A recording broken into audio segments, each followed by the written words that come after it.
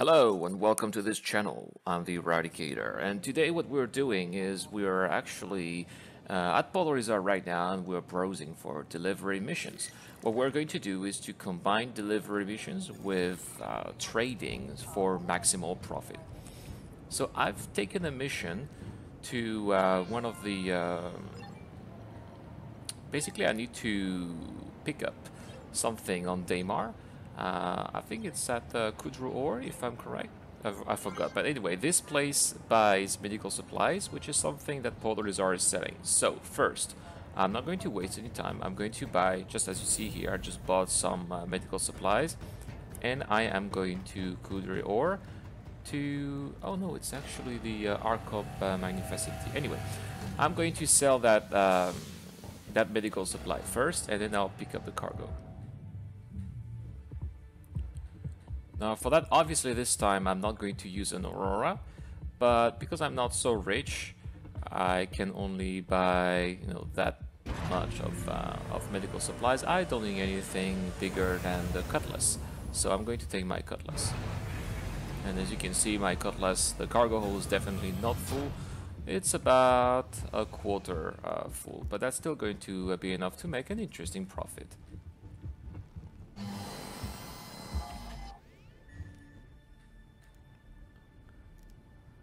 As always, let's get our ship flight ready.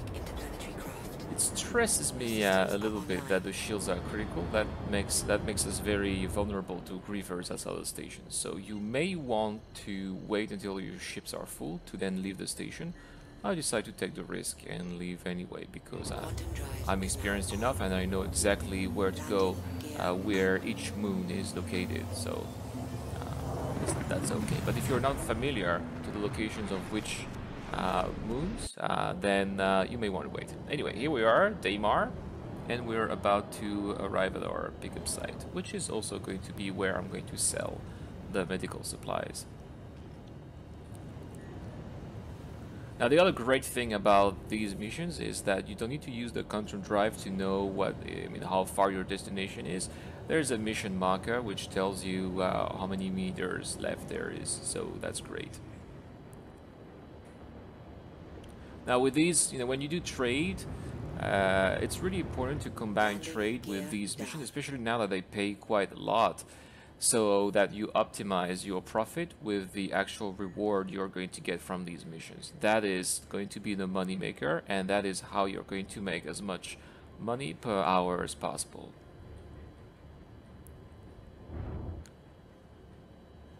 Yeah, it is Kudru Ore. Impact warning. Front impact warning. Landing complete. I hope that that's the an okay landing. So the reason I landed like that is because the door of my Cutlass is in the back. So I want to be facing the entrance. I want to optimize my time as much as possible. That's what you guys want to do. You want to save as much time as possible. So my door here is facing the door of the outpost, and I don't need to be looking for the entrance. I know exactly where it is. I know I have to go straight, and that's about it.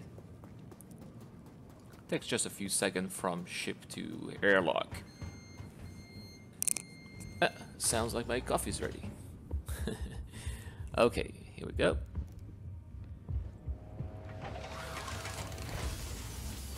And before picking up the package, I'm going to sell the medical supplies. You never know, maybe someone will destroy my ship from afar, so I want to get rid of my cargo as much as possible, as quickly as possible. And there we go, 4,000 Alpha UEC in my pocket. But that's not all, we are here to pick up a delivery. And we'll pick it up from the drop box right here. Just click on pickup, press F, click on pickup. And the box should be appearing right here. Alright, here we go.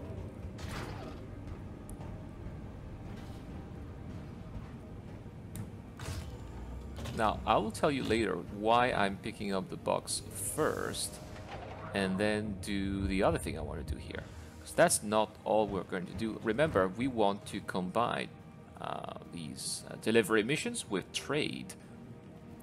And there's definitely something that the place I'm going to deliver this box to is going to buy. So I'm going to go to Hurston rest stop number 5. So I'm going to go to Hurston Lagrange point number 5.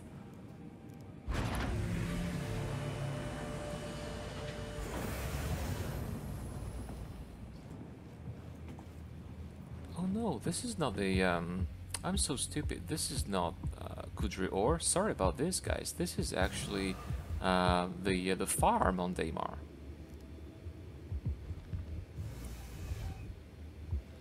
Is it? Yeah, it is. Yeah, we can see the agroponics here. I forgot how this station is called. Yeah, it's the farm. Sorry about this.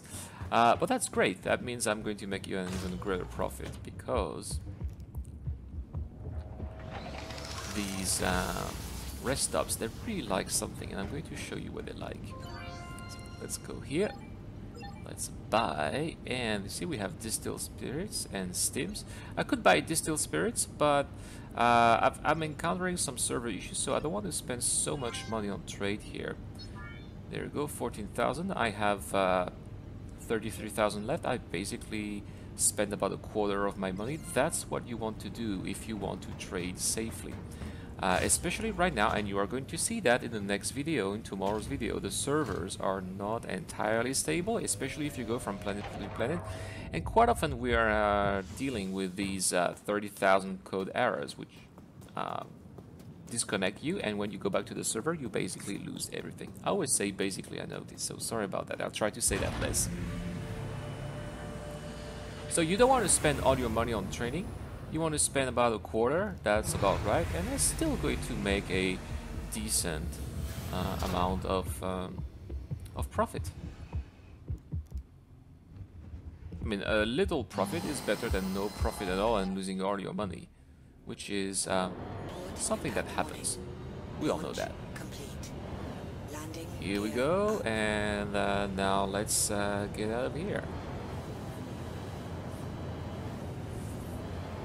So I have my mission marker, and I will be leaving the atmosphere as fast as possible. So as always, try to target between 30 to 70 degrees. If you are below 30 degrees, you are not going to exit as fast as other vectors. So 30 to 70 degrees is a good vector to leave the atmosphere. Don't forget to press the shift button for the afterburner. That is why I'm going at these speeds, and the speed is increasing.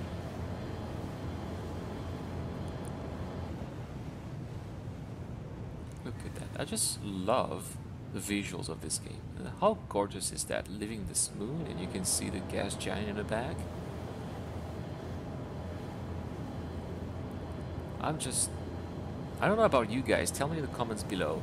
Do you get bored of these graphics and how this game looks? I mean, this is so stunning. I'm just blown away every time I look at this game. Every time I'm in this game, it's just amazing. Now, I'm doing something here. I'm going to overclock a couple of my components. Why? Because the rest stop I'm going to is around Hurston. We are around Crusader. That means we are going to have to use our quantum drive for a long time. So what I want to do is I want to overclock my power generator, which is the Odyssey, but I want to overclock also my coolers. The reason why I want to overclock my coolers is because I don't want to have the engines overheating, which is what happened when I was traveling all the way from Hurston back to Crusader with my Aurora. I didn't know about this overclocking thing, and it took me a whopping 40 minutes to travel from Crusader to Hurston because my engines were overheating all the time. So the power plant is a Daybreak, and the coolers are the cold snaps. These are what I want to overclock. Okay, so just press F1 and check on your vehicle loadout manager to see what is the name of your components, which is what I'm doing right here. I don't want to overclock the wrong thing. So the Odyssey is okay, and I'm going to overclock the cold snaps, which are my coolers. I left the atmosphere, so I should be ready to go.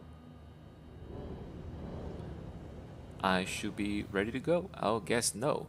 For some reason, sometimes I just can't use the confirm drive straight away, so I'm going to use the Mobiglass and the map and target my destination on the map.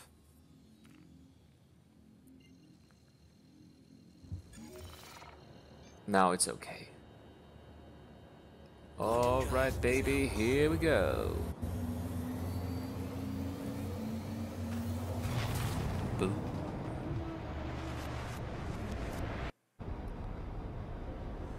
So now we're halfway through, and I haven't overheated, so I just wanted to say that the overclocking works. You guys should definitely do that. It's going to save you a lot of time. It's a little bit annoying to overclock your ship, but definitely working.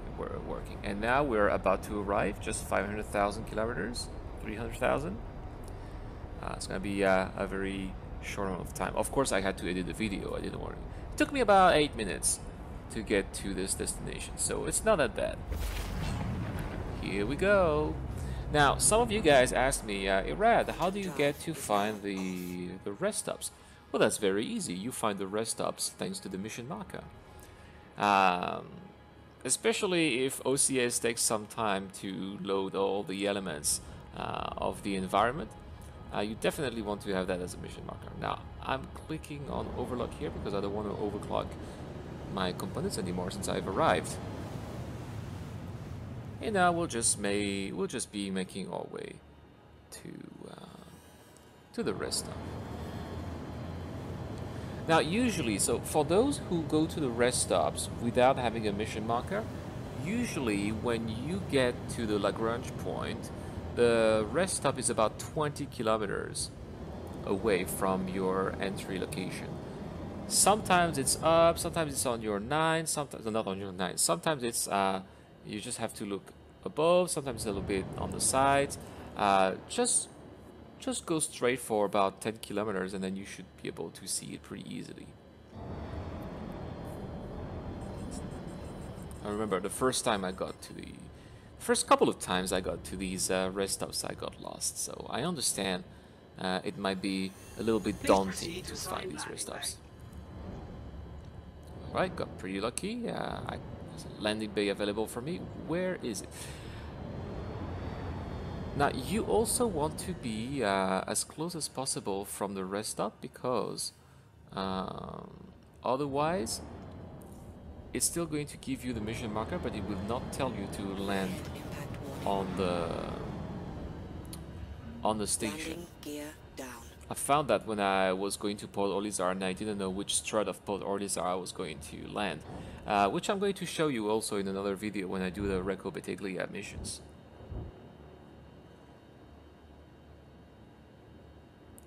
So, got a line here. Impact warning. Again, I am not going to land straight in front of the door. I'm going to turn around.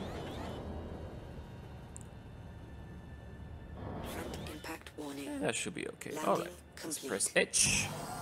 Landing complete. Have a pleasant stay. I will, thank you. And there's our box.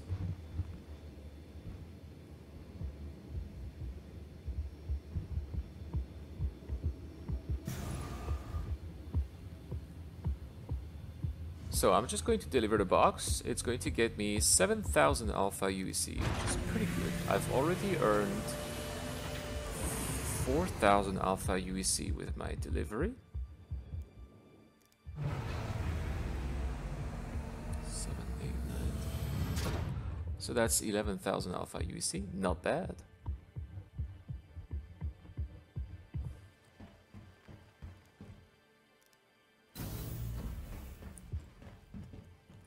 Get to the elevator. So always check out which pad you're at. So here it says pad 3 because it's quite annoying. When you finish your mission, you want to get back to your ship. You do want to know where your pad is, otherwise you'll get lost and you'll waste some time. When you are doing trade, you want to calculate how much money you do per hour or per minute. So you really want to optimize your time and not waste it during your trading time. Here you go, and now it's not a pickup, it's a drop off. It's interesting we're not using these NPCs anymore. They're totally broken. CIG prefers us to use these boxes. Here we go. And here comes the money. Right? Yes. Objective complete. Deliver the cargo. Hello, sir. Let's see how much money did that. Contract complete. Good. How much money did I make? Should be 7,000. 7,438. Okay, awesome. So yeah, already 11,000 done, and now I want to sell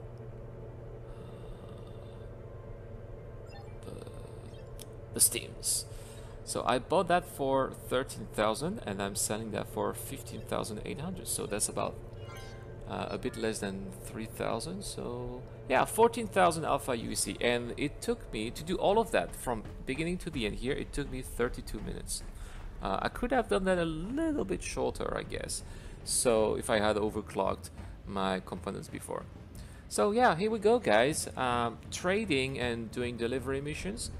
14,000 alpha UEC in half an hour. That's an hourly rate of 28,000 alpha UEC per hour. That's really not bad.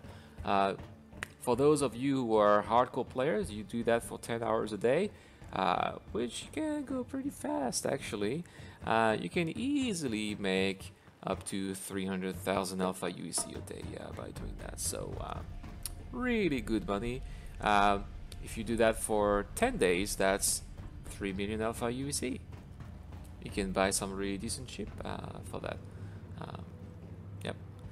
So I am going to contemplate deep space now from this observation deck.